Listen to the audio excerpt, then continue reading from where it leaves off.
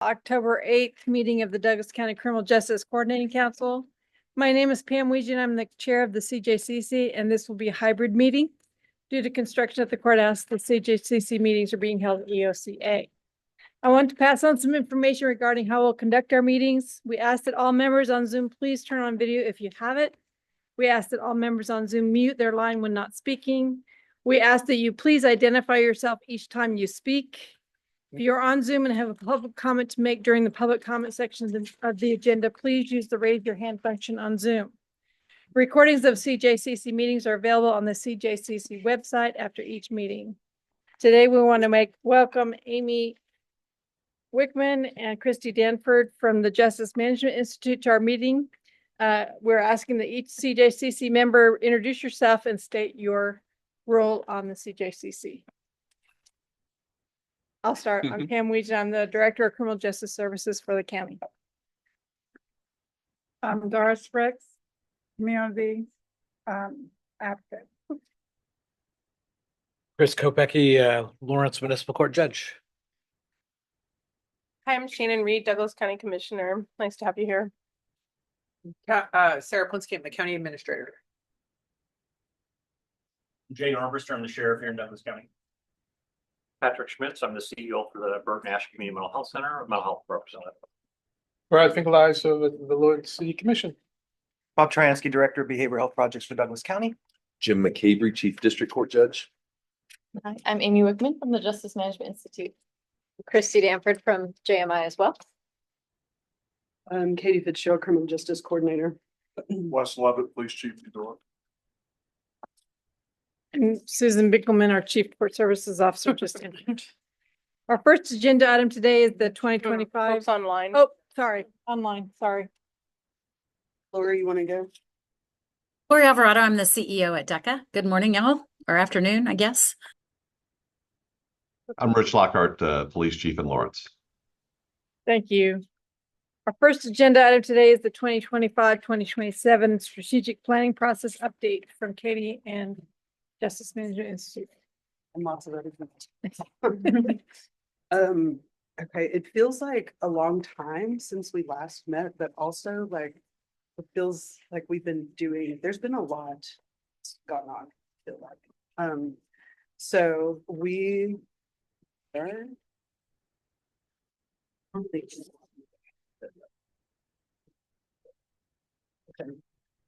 For folks online, can y'all, am I sharing this right for y'all? Okay, thank you, Lori. Okay. Oops, hold on, then. It's this.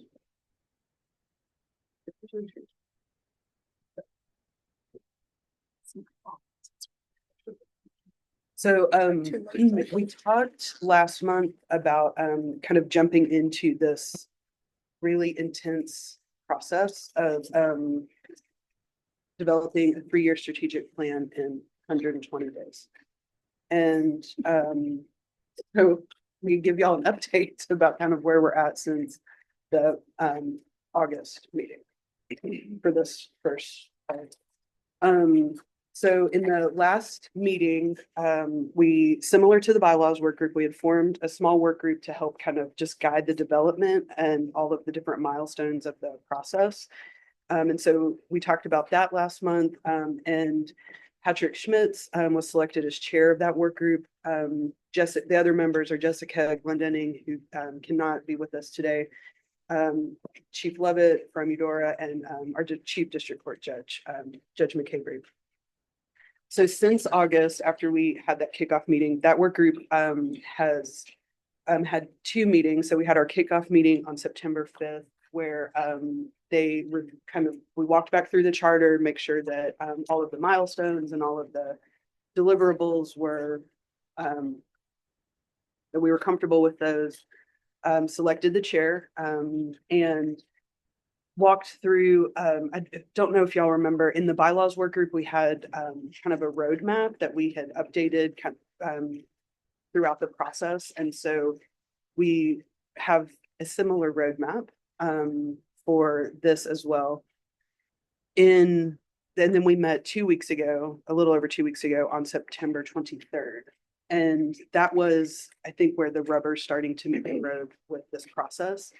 And several of y'all have heard lots from me since September 23rd, working on kind of getting our next part of the process kind of moving here.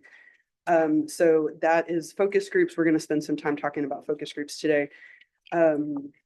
We walked through, obviously Christy and Amy are here on site to facilitate those focus groups. So we walked through kind of what that plan looks like, who the stakeholder groups are, how are we going to reach all of the people to get the participants. Walked through logistics as best we could during that time, and then kind of talked about this, the larger kind of data gathering process that is going to help give you all the information, you all as CJCC members, the information in the strategic planning retreat to kind of identify what those priorities for the jurisdiction and the community and the CJCC are. So that is what this group has been doing since we last saw you all. This is really, okay. How do I move it? You just, how do you get rid of them? Or this in the. You can't really get rid of that, but you can get rid of them. Yep, there you go. You can Okay, move it so- up, but that's about as good as you can do. So this is the, y'all will get this, and I'll attach all of these to the meeting invitation after this, and it'll be bigger. It'll be bigger. But this was the roadmap. This is not quite as intense on paper as the bylaws work group was. But so those first two meetings are highlighted in green. Then this just kind of follows their charter for the work group. For y'all to have this. So where we're at today with the focus groups. So the next kind of step in this process of the strategic planning retreat was facilitating focus groups, ideally with those of our staff and stakeholders and community members who are closest to kind of the workings of our system and our agencies within the justice system. They have valuable feedback that those of us kind of farther up the line may not necessarily have. So those focus groups we started our first one this morning at 9. We have 2 more today, 3 tomorrow. So we're doing 6 of those focus groups. We have almost 10 people in every one. Like, thank you. No easy Thank To all feat. of y'all Yeah. for tracking people down and getting folks on a very short notice engaged. So these are the 6 groups that we have. So we're looking at we're meeting with impacted individuals, law enforcement and detentions. That was our first group this morning. Our court administration staff for district and municipal court. So I want to highlight that too, that this is not just going to provide information, or we're not just looking at, well, what happens in district court or just what happens in Lawrence. So we have, I think all of our municipalities, all of our law enforcement agencies were represented this morning in the law enforcement focus group. For court administration. We have all of our municipal courts registered, and significant number of staff from our district court. Community supervision, we kind of have run the gamut of between Susan's staff and all of Pam's services. And then service providers and victim advocacy, and then prosecution and defense, the same thing. We've invited the municipal court staff as well to those. So we're trying to make sure we get a broad kind of mix of people. So those are starting today. I hear they went well, or the first one went well. I am not sitting in those in case anybody has a question. Like, we're trying to keep them, make sure that it's very kind of confidential space, safe space for our participants with just JMI. So all of the feedback that will be provided in all of these focus groups is one piece of kind of this larger set of information, or piece of information that will come back to you all as CJCC members in briefing materials and documents, which we'll talk about. Folks have questions about this, about kind of what were the focus groups or the. I want to acknowledge, this was really short notice and there are, I think this was less than 2 weeks people had to kind of pull people together, which is a challenge for some of our agencies. And I want to acknowledge that, some of our partners, and it, I apologize for, overwhelming your emails, if that got annoying, but, this is kind of the first step here. The next thing that will these will be happening a little bit simultaneously. I know we talked in August a little bit about a data template as part of the process, for kind of the quantitative piece of, information to go back and kind of inform the strategic planning process. JMI has, developed that for not just us, but this is kind of a first stab from JMI's perspective too, of kind of putting together something that would standardize for all CJCCs, kind of what are the types of data they will be tracking, what are types of measures. That has been a topic of conversation through the national network of CJCCs for a long time. And we just haven't, through that network, we just haven't been able to actually kind of fit and develop it. So we're going to be the test pilots for that, with JMI's help. So they just finished that last week. We kind of walked through a little bit of that. I will say, before we go into, those of y'all who have the information for that, y'all will be hearing from me starting later this week, to try to start seeing what we can pull together.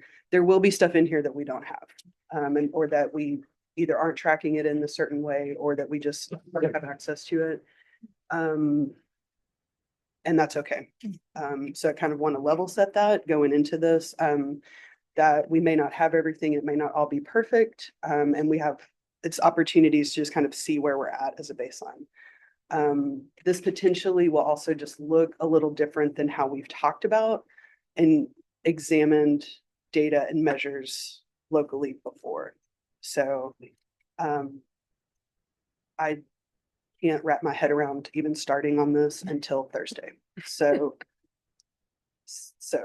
some of y'all will be hearing from me later this week. Ideally, we'd spend the rest of this month, kind of pulling it together. And again, it's one of those, we're just going to see what we have and where we're at, and, not necessarily let perfection be the enemy of the good, for this part of the process.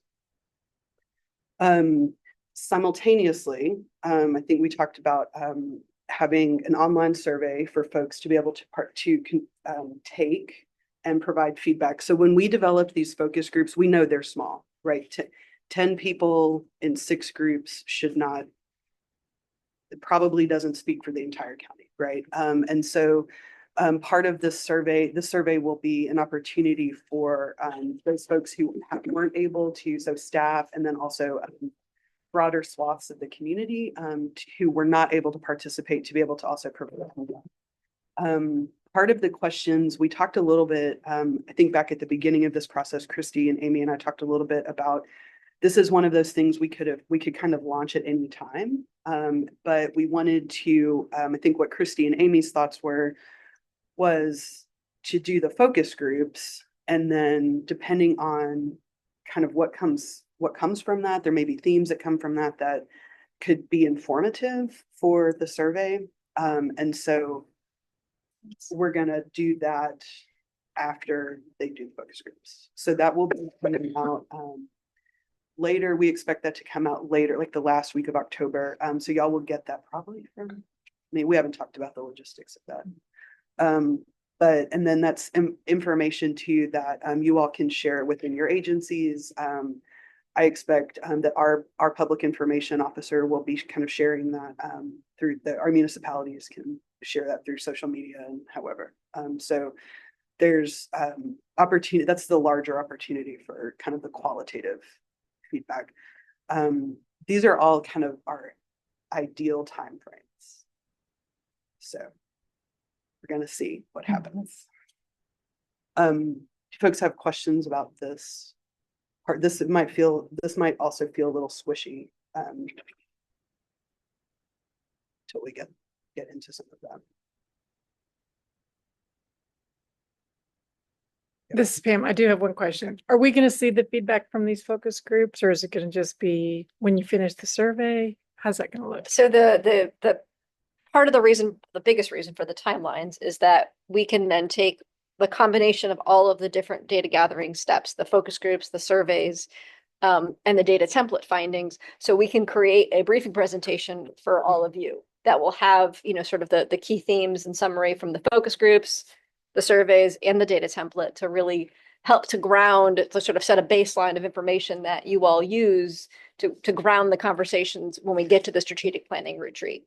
So you will get, yes, you will get all of it. It'll be hopefully distilled for you. So you kind of get to the highlights of the important information so that you then don't have to pour through reams and reams of stuff. We'll do that. Okay. And we'll work closely with Patrick and the work group to kind of shape it into something that's going to be useful. The ideal is that you all have it before you even walk into the strategic planning retreat. So you'll have some time to sit with it, and we won't be sort of like sharing the fire hose of information at you and then expecting that you know, can digest it and run with it the same day.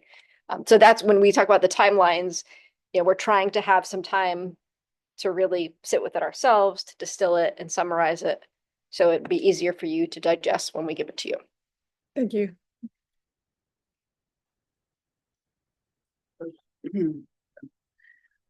So that's the briefing materials. What you eat us up, Pam, thank you. So those, that is a little kind of the time frame there is a little TBD, but ideally mid to late November, you all would receive that. This is where things kind of, it becomes dependent on the completion of these kind of depends on how quickly we can kind of pull together and complete, particularly the data piece of it, and at least an initial kind of pass to say, we're okay with this, we're okay missing some of these things, and let's just kind of move forward from there. So. And if I can add a note on the data template, I mean, you all are going to have to customize it to Yes. your terminology, you know, localize it to what makes sense in what you have. It's not a, you know, set in stone kind of thing. It's a, what do you have that comes approximately close to this, and add the notes to say, this is what this data means to us. So don't get like when Katie works with whomever your lead person is going to be on it, take liberty to customize it so that it works for you. And just know it'll be overwhelmed. It's overwhelmed me about 4 times. Yeah. It is overwhelming. And the first time is always the hardest time. It will get easier. And then so all of that kind of leads into the retreat, which we've talked about, kind of being about a day and a half. This is probably December timeframes, kind of when we're expecting that. Initially, so this means we will not have this probably finalized or ready for adoption in our December meeting. I think that was initially one of the, we would like to that, but looking at this is probably an early 2025 like adoption of a review of the full strategic plan and adoption. So that does push this out a little bit, but I feel like it's fine. It's going to be fine. Yes. So JMI will also be here on site facilitating that as well. And so they will be back for that. And as we're going to be working on logistics and stuff this week. And so as we kind of pull that together, CJCC members will get all of that. So, and that will be really kind of the time where we say, not just kind of what do we want to look at, but how do we want to get there?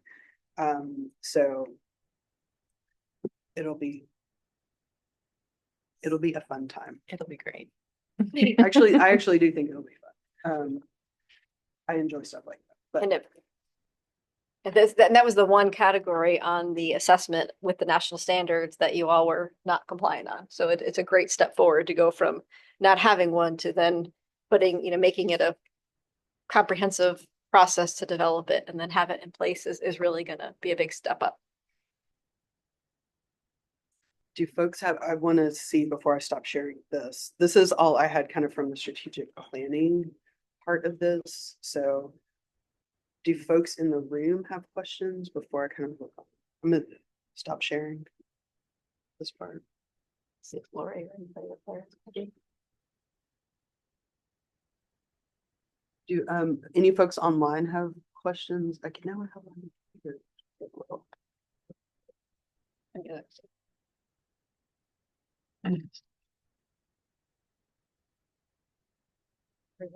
No question. Trying to stop share. We can always come back because my slides kind of just keep right on going into the next agenda item. So I'll stop and just see. Do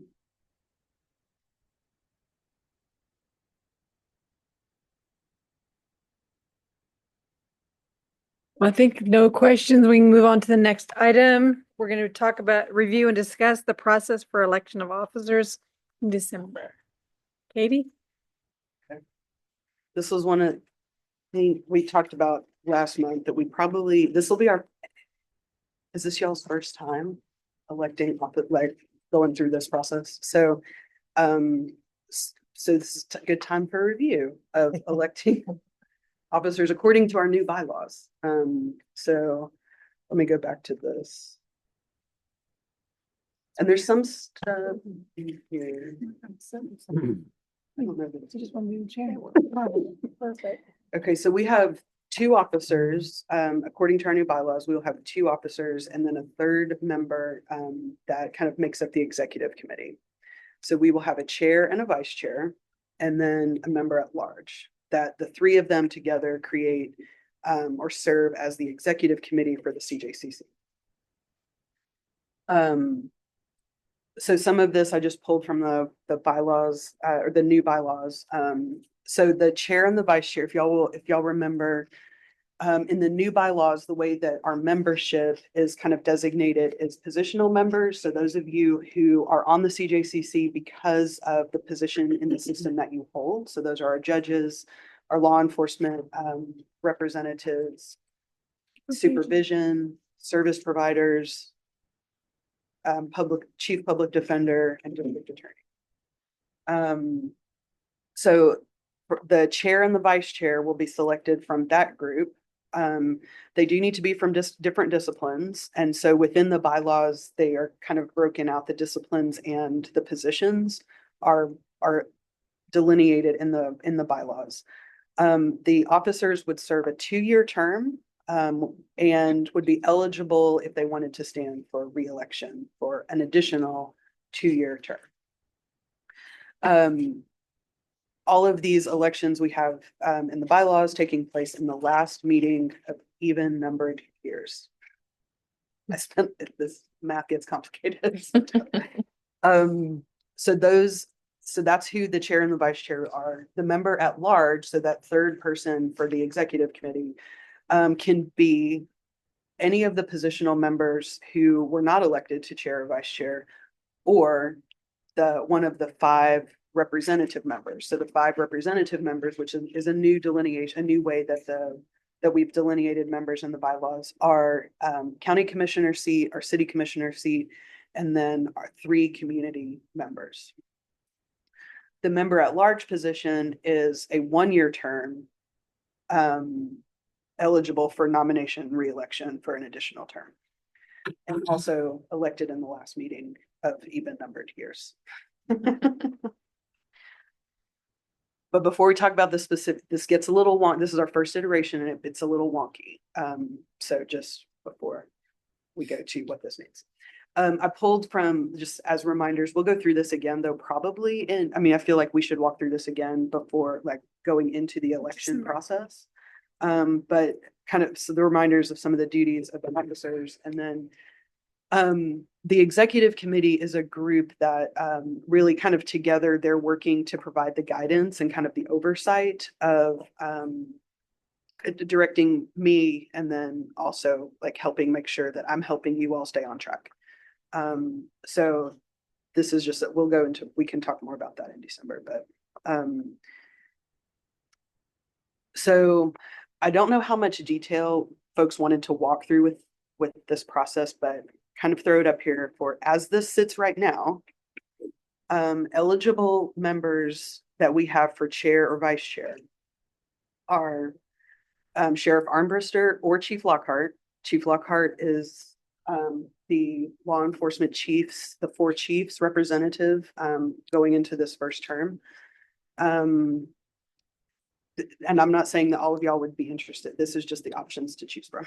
So Judge McCabery or Judge Kopecki, Jessica Glendenning, so this is how you see the disciplines are kind of grouped. Pam or Susan under the supervision component, and then Patrick or Lori under service providers. Where this is listed, so as we talk about the needing to be from different disciplines, if Sheriff Armbruster is elected as chair, Chief Lockhart cannot then be elected as vice chair. So that's where the kind of oars are. So, so those are the eligible at the moment members for consideration for chair and vice chair. The member at large position, this is where things get a little weird for us at the moment. So anybody else who is on this first list that was not elected is eligible. At the moment, come December, we will not yet have, and we'll talk about this in the next agenda item, we will not yet have had those 3 community member seats reappointed yet. So for this very first term, that gets weird because we will not know who those people are yet. But then moving forward, those 3 seats are, and so it was either shorten a term, or kind of push that off.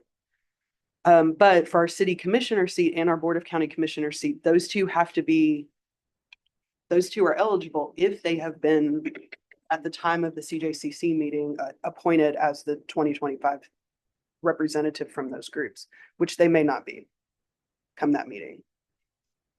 And y'all would have to kind of tell us that.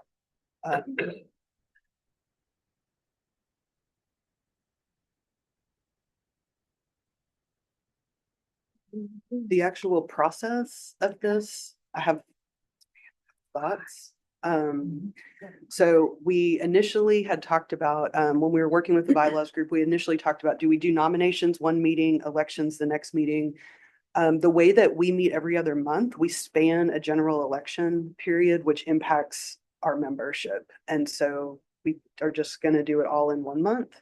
So all in one meeting, except the nominations, and then do the elections. So we would do one office at a time, starting with the chair. So we'll take nominations. It should be seconded. The person nominated needs to accept the nomination. Like we can't just, people have to be willing to serve. And then after all of the nominations for like the chair are received, we will have the vote. Whoever gets the most votes will be elected as chair. And then we would go to the vice chair position, do this, like repeat that process, and then member at large. So the terms for chair and vice chair, January 1st of 25 through the end of 26. And then member at large is January 1 to December 31st. And so a couple of thoughts that I've had about this that I am just not sure how this, kind of would be interested in discussion. One, we are assuming that we get more than one nomination for some of these. But how do the process, and we talked a lot about this in the bylaws work group, about what's the actual process for voting? Is it, like you raise your hand, all in favor of Sarah, raise your hand? Or is it like, there are some like online things where I could create the like ballot and then y'all like anonymously are doing that when you get a link?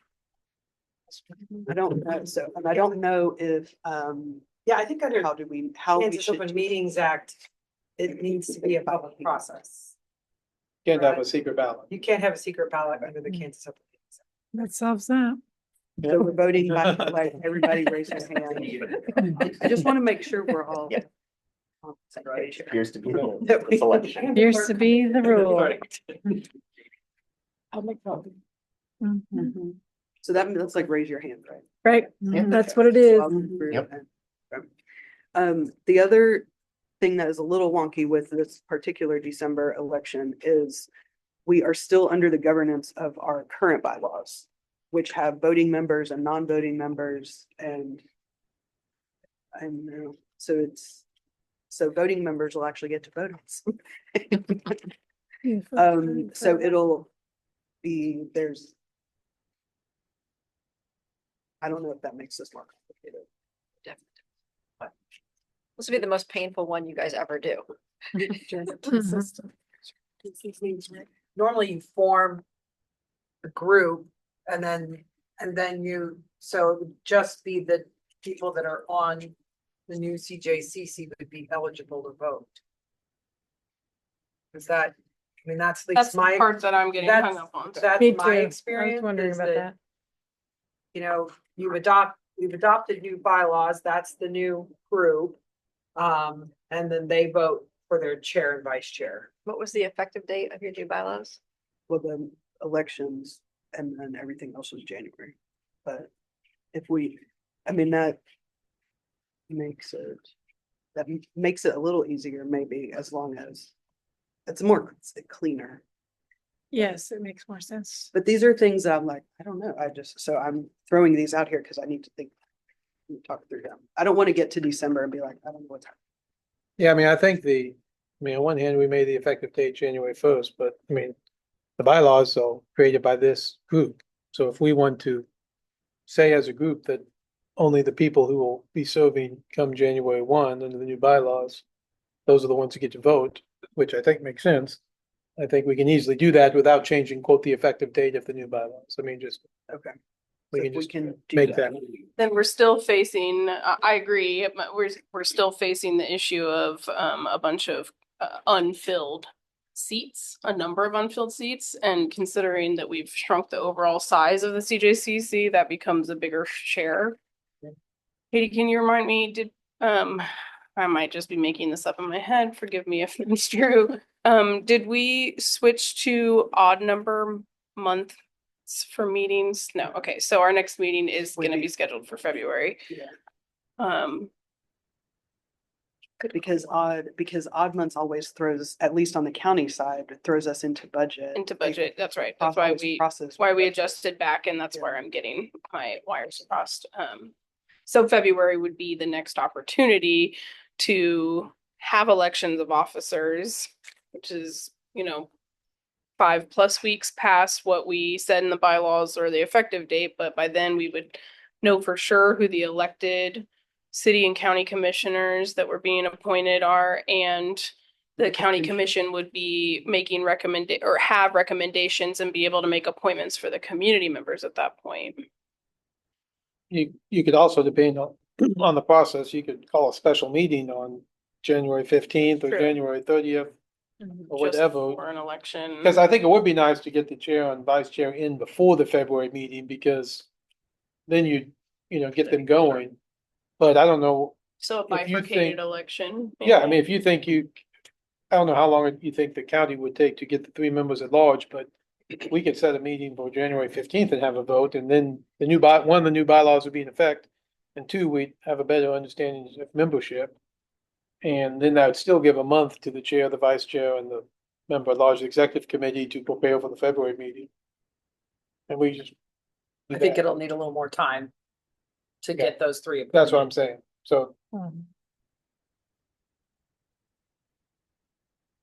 I think, well, and on your, because you knew commissioners won't even Yeah. start till January right. 12th or something. I First forgot real about that. meeting is the 8th. Yeah, good point. I forgot about that. Are the the community members, what are the terms of the community members? So the way that we wrote them into the bylaws was February 1st through of odd year through January 31st of that 2-year term. 2-year term. So a 2-year term. Yeah, because Okay. we figured if they're being appointed, I mean, working with the commission schedule, ideally commissioners would have them at some point in January and be able to make appointments, and then they could be situated and seated by February's meeting. That's real tight, I have to say, for county commissioners. I mean, to get an appointments in, to get them considered, to let people talk to them, to get them appointed by the second Tuesday in February. I mean, because in essence, I mean, I don't think this first year, I mean, you're gonna be lucky to have them appointed by February. Which I think is fine. I think then they would be eligible for an officer position in next year. And I think the way this is gonna work is it's just always gonna be a little bit wonky.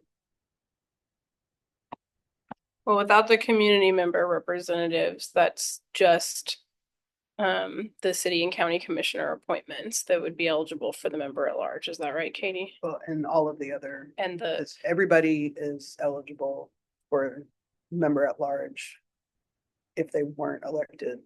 okay, that's right. Yeah. Positional and representative. Yeah. Thank you. I was drawing a bright line. Okay. Is it still true if the positional person's the chair or the vice chair? So, Yeah, so like if you, yeah, so the discipline, so you could end up having a Two disciplines. positional, yeah, the two same people, same discipline, discipline, yeah. and the member at large.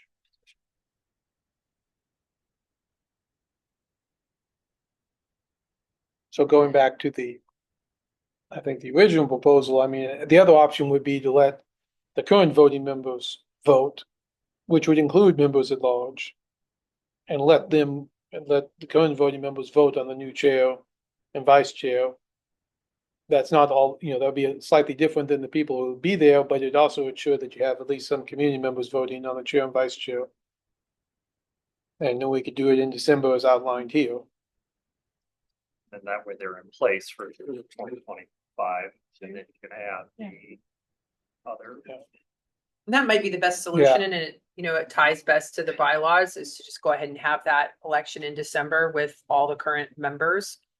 And then moving forward, this won't be an issue, because it'll just be those folks on there, so you still won't have, you'll have the current community members, but you won't have the new community members. That's just how it's gonna be. Well, we talked back around to your recommendation. Good job. Yeah. So we're gonna use the current bylaws to elect the new Yeah. chair and vice chair, and Yeah. then next year in January, Wait we start the new until- bylaws. Yes. I think that makes the most sense. Community members, I wouldn't say current bylaws, I would say current members. Current members, okay. And member at large, We could do that do you want to do that in distinction. also December? I think what I'm hearing is all three together still in December, because Yeah, but they. really what I think it boils down to is the choice between not having any community members be able to vote. And that doesn't sit well with me. Or wait and bifurcate it and make it more complicated and not know for certain if we will have all community member seats filled by new members. And there could be some carryover from current membership to new members, but we just don't know until we know what interest there is. So I think I do prefer that the three be held together so that community members currently can have input, even if it means there won't necessarily be a community member available to fill a seat. That term is 1 year, so that opportunity will roll around sooner for any community member that's interested. Did that logic track? Processing out loud. And if it happens to be the same community member goes forward for another round, you stick with it, and you also have a vacancy provision in your bylaws that you would Yep. just sort of play that out. Yep. So, you? Does anybody feel confused or uneasy about that? I think the real compromise is just that because of the transition period, there's folks who will be able to vote on that executive committee that will not necessarily stay on to CJCC, but I think that's perfectly appropriate given everybody's participation in the formation of the bylaws and the strategic planning process. And that's all about application, right? So you can keep hanging out with us if you're interested, maybe Lawrence. You'll have the opportunity to submit your interest again. Right. Once I say application. Right. Which would Speak. Okay, do folks online have Lori or Chief Lockhart, Chief Mosley, do y'all have questions or anything about that? Or other thoughts? For the voting? No.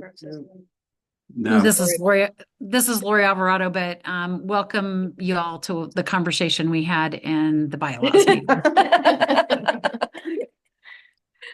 Oh, that was fun. Thank you. We had lots of discussion. Some circular conversations. We may have had this exact same conversation we did. multiple times. I think we did. On this same topic. Okay, so in December, I just want to recap and make sure I'm good with this. Mhm. The December meeting, the current membership is going to vote on the chair, the vice chair, and the member at large positions for that, for this first, get us through 2025 year. And then next December, we would be in a different position where we've got all of them. One where the We'll have captain community is requesting folks. blood from Douglas County requesting Blevins to have Jay and his under sheriff made. I need. What am I getting nominated for? So so we'll vote on all three positions in December.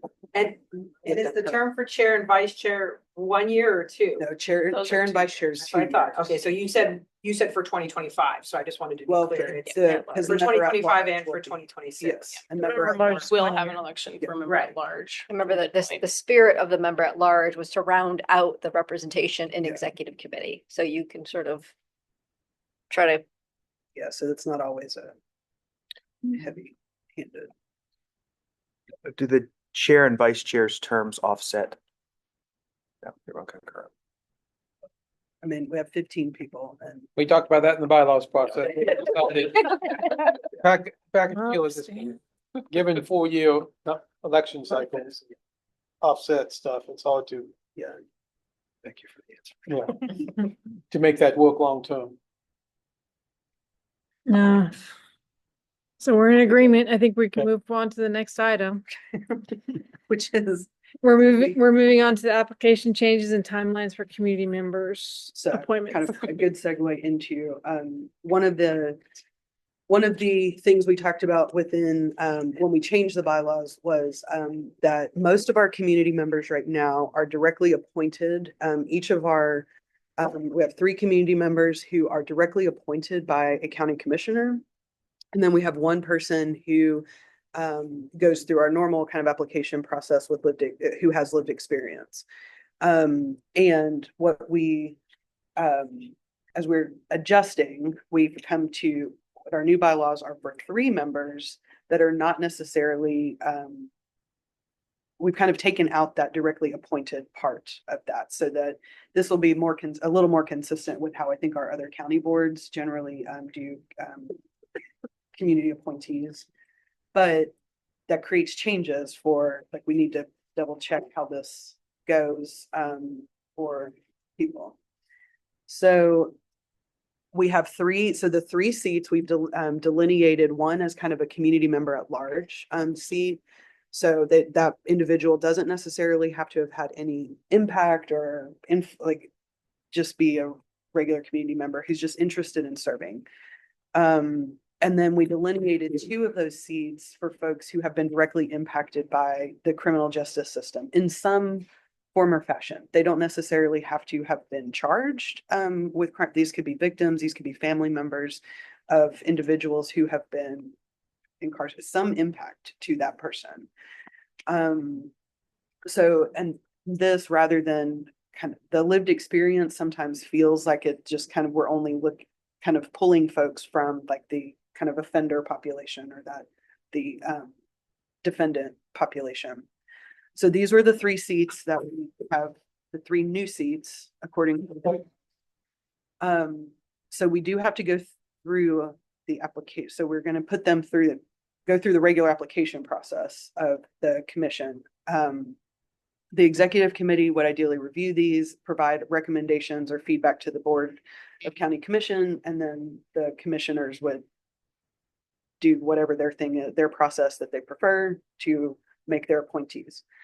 These positions as a whole will serve 2-year terms and then can be eligible, which this is how we normally have this right now too. You can serve a 2-year term and then be reappointed to another 2-year term. And they're scheduled February 1st of odd years through January 31st of the next odd year. That should be 2 years, I think. I would just say our applications are, that's a county process. It's already available. It's on our website now and it's pretty general. It's just basically kind of, yep, there she goes. It's pretty simple. It's, yeah, this is so these first couple steps, this is how you would get to that if you go through the county website. And then, this is, it's not, I know it's kind of small, but is a very basic application. What we do have the option to explore, is to add a thing or two, but it's also, that's a process. So we would need to work with, we do not want to make this more complicated through iCompass.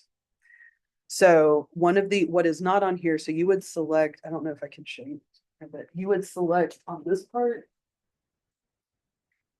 This is a drop down of all the county boards. So CJCC is on this. So you would select CJCC here.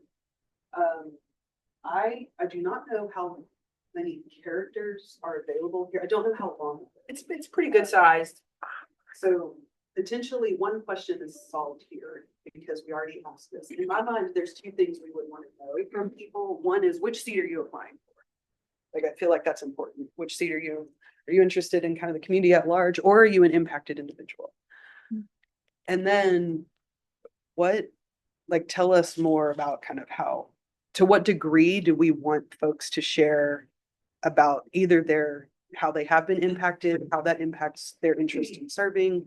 What do y'all want what y'all kind of tell me what we want to put on here? Because there is also an option down at the bottom where you can upload files. I don't get very many of these, so I don't actually know how this comes through, but you can upload either letter of interest or Some people upload their things. resumes. So I mean, if you don't explicitly ask for something, it's just kind of whatever somebody thinks is relevant to share. So one thing is we could just and ideally the executive committee is also talking to folks, we're reaching out to folks too, to be able to say, well, so Doris, tell us a little bit about yourself and why are you interested in continuing to serve on the CJCC? So there's opportunities too that I anticipate that our officers would take advantage of to learn more about folks and why they're interested and what they're, so we may not necessarily need give us your whole life story here on paper. I do think it's important to add the which seat are you here, but I don't know. I just want to throw this up. I don't know how many folks look at this or know what. So are you envisioning that the executive board will look at this before the commissioners? Yes. Okay. Yeah, the executive committee is who makes recommendations Okay, to the I commission. didn't know that. In this situation, they will. Okay. That's how we wrote it into the bylaws. I like that box that's for the TRC advisory group. I think something that is similar or kind of mimics that's the space where you can define that impacted individual versus at large and have the checkbox option. And I think that otherwise leaving it pretty open-ended and minimal is best. And to your point, Katie, there will be opportunity to talk through.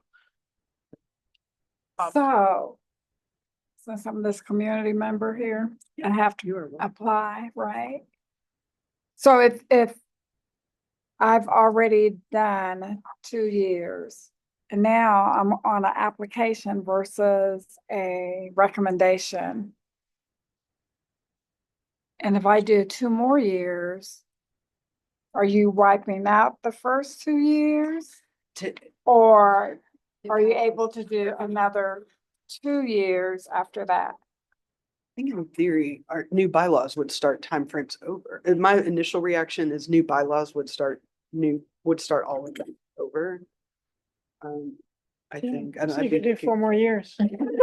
Well, and so that leaves really, I mean, all of our community members essentially our 4 community folks now could potentially reapply for. Yeah, I think that was my understanding of the conversation that we had in the bylaws group is that, I mean, the bylaws setting out this process and making it so that the executive committee was really who was processing applications and making some thoughtful recommendations to the county commission.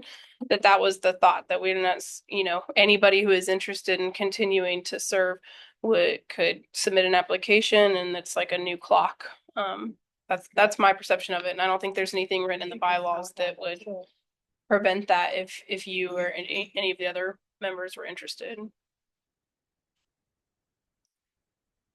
Thank you. Bob's got it.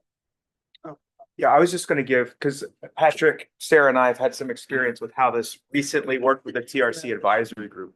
And what I would say is that form did a pretty good job of producing a manageable spreadsheet that when a group that was elevating recommendations looked at it, it really gave us a pretty good picture of, what is a person's lived expertise and how does their occupation relate. So I think that tool worked really well for the TRC advisory process because we pushed ourselves, I think, to keep it simple. And we got 35 applications. So it was actually challenging to, so it was helpful in terms of bringing recommendations forward to be able to look at the tapestry of experience and interest and what's driving this person's, desire to serve. So a small other box with check boxes For this. I would Yeah, say I was thinking might be same thing. helpful for you to consider, but I would also encourage you to stay as simple as possible for the form, because the form was not intimidating. We got a lot of applications from people who wanted to serve for good reasons. I would also just say the tool is limited.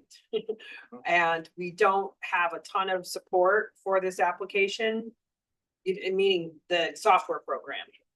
So if you try to get too complicated, we might not be able to do it. I just want to throw that disclaimer out there. Leave it pretty similar to what it is.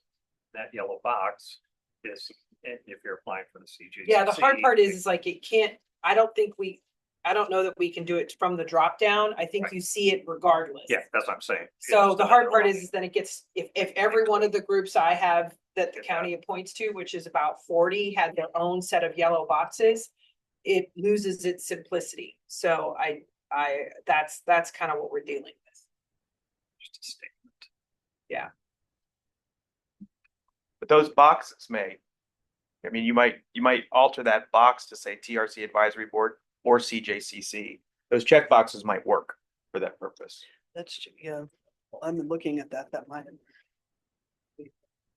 So these were just the 5 options you had for TRC advisory board, right? Physician or clinical experience, community advocates, lived experience, law enforcement, so our first responders, law enforcement, EMS, justice system, and then HR or human services, legal, organizational management. I think we'll probably just That have to could go be. back and take a look and talk to IT and see what we can do in that space. But I think I think though that you'd want to be, Katie, talking about doing a kind of launch that we're looking for membership and try to have the executive committee review that after they're elected in December. And, so that they very quickly, so this is all, people are going to be applying while they're wrapping their Christmas presents. And then the executive committee will review it. And then I just want to put out there, we are having 2 new people join the county commission. So I'm not exactly sure how that nomination process will go, and ask you all to manage expectations.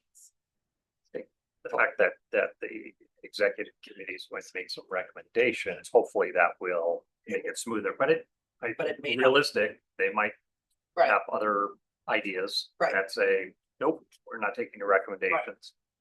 Do they have the ability to appoint somebody separate though? Because the way it's written is We created that CJC. the CJCC, the executive committee is the one making the recommendations. I guess they could hold it up and say, we're not going to appoint until you bring us somebody we like, but it's also dependent on the process. Right.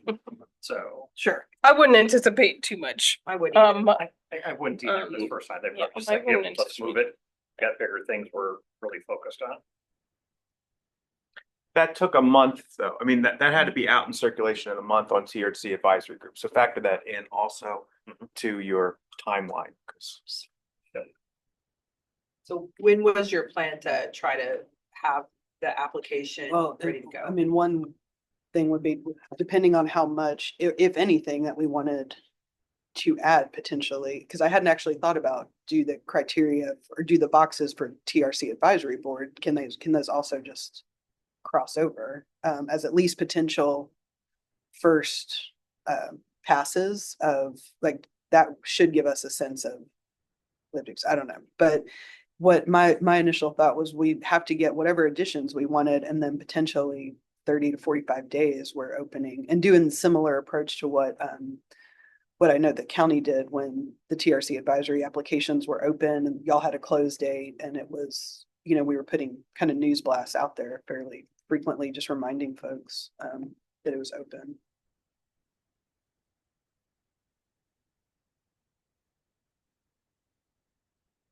I think if it's possible to have the application like ready to be live by early December or like right after we've elected the executive committee, and then it's live shortly into the new year, and then the executive committee would have some space before our February meeting,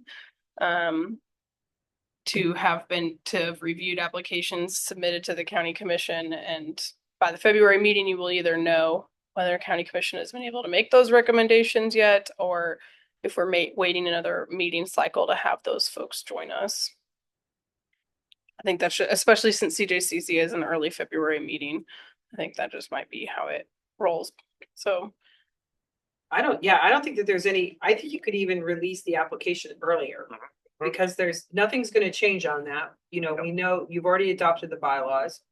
There's no reason why it couldn't go out earlier. And they sit in the queue until, they're reviewed. We say applications would be reviewed after December 10th, which is the election. So, and applications open through, you could even say, you could close them then, or you could close them on the 17th or something like that before, and give it plenty of time. But I think we could probably try to get it open up pretty quickly. So all of that hinges on if we want to add anything or change anything to iCompass, to the Yeah, application. right. So if we want to have a separate question that breaks out just those two options, or do we want to maybe just adjust wording on TRC and say if you're applying for TRC advisory board or Well, CJCC? my recommendation would be is that we just talk to IT, Katie, and see what's possible based off this feedback, because I'm not sure even if we decided here what we wanted to do, IT would be able to make it happen. So I think we just. And the other thing I would say is Yeah. right now, the TRC advisory board is full. We're not really seeking So any we could applicants. pull that We could down. almost pull that down and revamp it if Yeah. you needed to, because right now it's set. Yeah, for a while. But So I think what that box is asking for is tell us about your expertise based on the boxes you check. Then there's an opportunity if you want to go into more detail to just describe that, but those boxes, so it might be you go from 5 boxes to 6, change the wording. Yeah, we just We meet can- with IT, yeah. see what's possible. So with gathering interest, are people okay with just the one box of why do you want to serve? And then we have people, or do you want letter of interest uploaded? What are Make those? that optional. I like low barrier. I think to Mhm. the Keep it point about easy. it feeling accessible to people and not simple. intimidating. So Well, and some people will write 2 sentences, some people will write a a novel. few paragraphs and give you some attachments to go with it. yeah, and the attachments actually then just actually give like a person has a fuller application. So, I mean, in terms of like level setting and Sure. equity, if everybody's just working through the same form and the form is extracting. Yeah.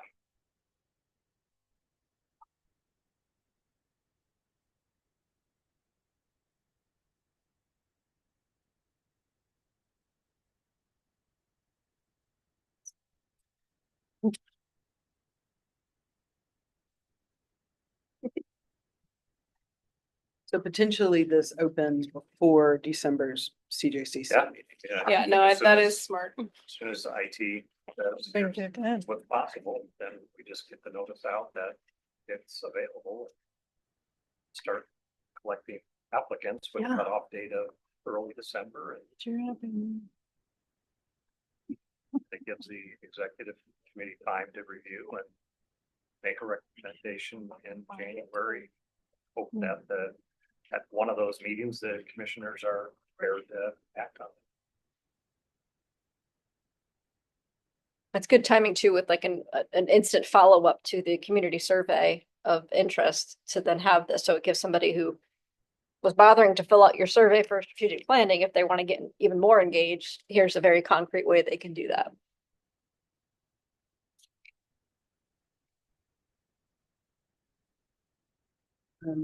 Lori or the Chief Lockhart, or Chief Mosley, y'all have any opposition to that conversation? Or Chief Lockhart? This is Lori. I just think it's going to be a process once you get people in to dig in a little bit to see, make sure that they know what they're signing up for and what the responsibilities are. And so I think if we could do the other drop down piece, that would make to comb through. But I also think it's at the end of the day, it's going to be what they put in the box. And I agree, low barrier is good.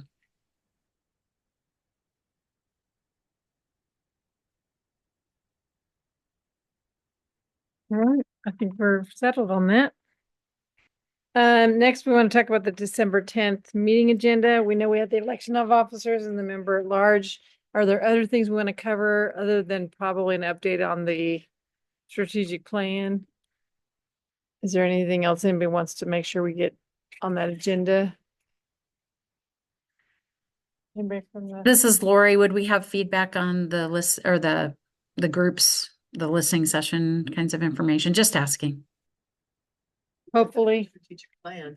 That. Yeah, we may, yeah, that may be a, so not just where we are in the process, but then also just kind of separately, maybe. What we talk a little have. bit about that. Okay. What is it? Oh, elections. Elections, yeah. And we want to provide an opportunity for any of the membership to give us updates about their agencies. Do anybody have any updates they want to share? Anybody from the? This is Lori. I would let you know that our state opioid and stimulant conference registration is open. That is December 12th in Wichita. It is a big event. We are expecting 500 to 600 people across the state. So you can go to our website, deca.org, and go to the calendar, go to December 12th, and you can register there. Awesome. So a couple of weeks ago, after the last work group meeting, they had developed, so that work group developed a flyer that I think all of y'all got, especially those of y'all who had people to register for a focus group. But then also attached on that email was a document that the work group had kind of put together of the overview of the process of the strategic planning process and kind of each of these milestones of like kind of what you all can expect throughout each of these. And so as we go through this process, I would I do try to be really cognizant of not overloading this group's emails. But I would just put a flag on your radar that y'all will, as we go through this, y'all will get that updated. And particularly as we dive into more of the kind of agency specific things, if y'all please help me out. If I, I will try not to be like overly obnoxious. But that document, I think it was like 3 pages maybe, and kind of focused on the focus groups and specific asks around that. But we'll be updating that kind of as this process unfolds. And the work group meets next week to kind of debrief over this week's focus groups and kind of where we're at. So I would expect maybe I would expect one of those, like look for that next week in your email. The other thing, I forgot to add this to the meeting invitation beforehand, but these slides will be posted on there, and also what will be posted on there on the meeting invitation. And I believe Carrie is going to add this to the meeting documents website. There is, I think it's about 5 or 6 pages, summary of kind of the failure to appear work group. They're in their last meeting a couple of weeks ago, they reviewed, we kind of updated some data around failures to appear, particularly in the jail population over the last several years. And summaries of recommendations from particularly, we had a pretty active group of community members in that work group who had some really good feedback around kind of the front end user of the system. I think that they gave really good feedback to Judge Kopecki. You're the only one here, so I'm gonna put you on the spot for that. But particularly around like how we communicate with folks, what our court websites, like how accessible some of those things are, and then also a pretty good summary of kind of what we know about best practices to improve court appearances. And then there's some additional, they kind of culled a lot of resources and provided recommendations around kind of where they might encourage the group to go kind of further from that. We're putting a pin in that and kind of putting that on pause for the moment while we finish the strategic plan to see if this is a document. We have a lot of resources from that group, that if this is a priority that is elevated through the strategic planning process, that we can kind of pick back up and go further. But that document, I will attach it to the meeting invitation for this group, and then Carrie will be posting that with all the meeting, however Carrie does her magic on the website. And I forgot to I think that was all I needed to say. Thank you, Katie. Next, we want to provide an opportunity for public comment. Is there anyone on Zoom that would like to make a comment? Do we have any raised hands?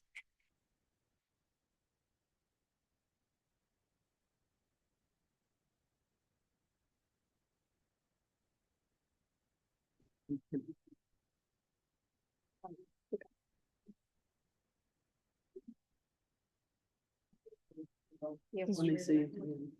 Can I move you? Oh, Marty, hold on, Marty. I'm gonna see if I can move you. How do I move you? You have to right click. Marty needs to accept. Oh, okay. Thank you, Robin. There's Marty.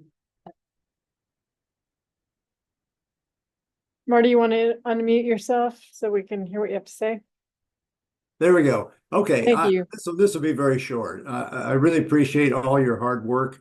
It looks like you have a lot ahead of you on the strategic planning. So I commend you for your thoroughness and thoughtfulness in taking this on. We appreciate that as a community member. Thank you. Thank you. Do we have any other public comments? Robin, is there anybody else online?